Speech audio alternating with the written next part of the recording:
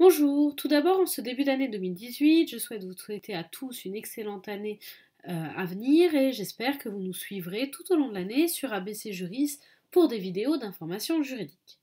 Cette première vidéo est consacrée à la micro-entreprise et aux nouveautés apportées par la loi de finances 2018.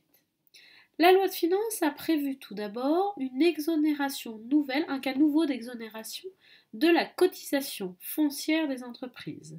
J'avais fait une vidéo sur le sujet pour la cotisation foncière 2017 et les cas d'exonération.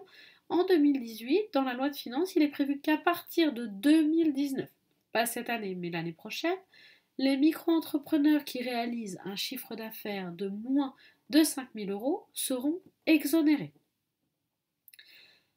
Le deuxième cas de modification et le plus important, c'est le changement des plafonds.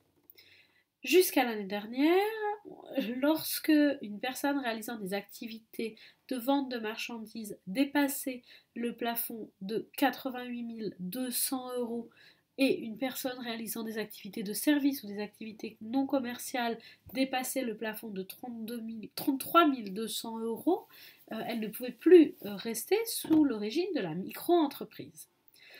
La loi de finances relève ces plafonds et le nouveau plafond pour la vente de marchandises est de 170 000 euros et le nouveau plafond pour les activités non commerciales ou les activités de service est de 70 000 euros.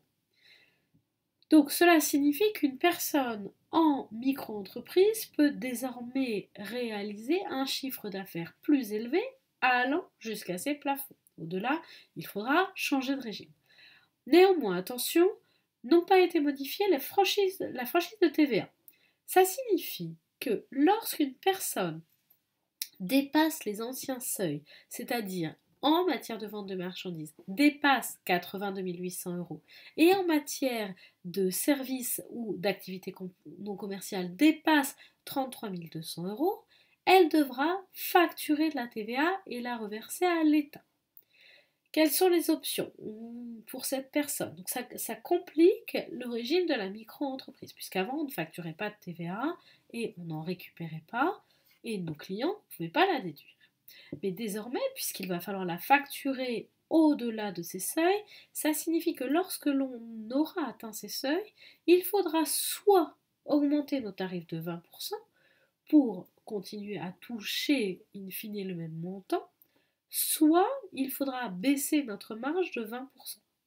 Donc le relèvement des plafonds ne s'est pas accompagné d'un relèvement du seuil de TVA, ce qui va entraîner plus de complexité dans le régime de la micro-entreprise, puisque ça signifie aussi qu'il faudra, en tant que micro-entrepreneur, savoir gérer notre TVA, déduire la TVA et savoir la facturer et la reverser à l'État, ou alors avoir recours à un expert.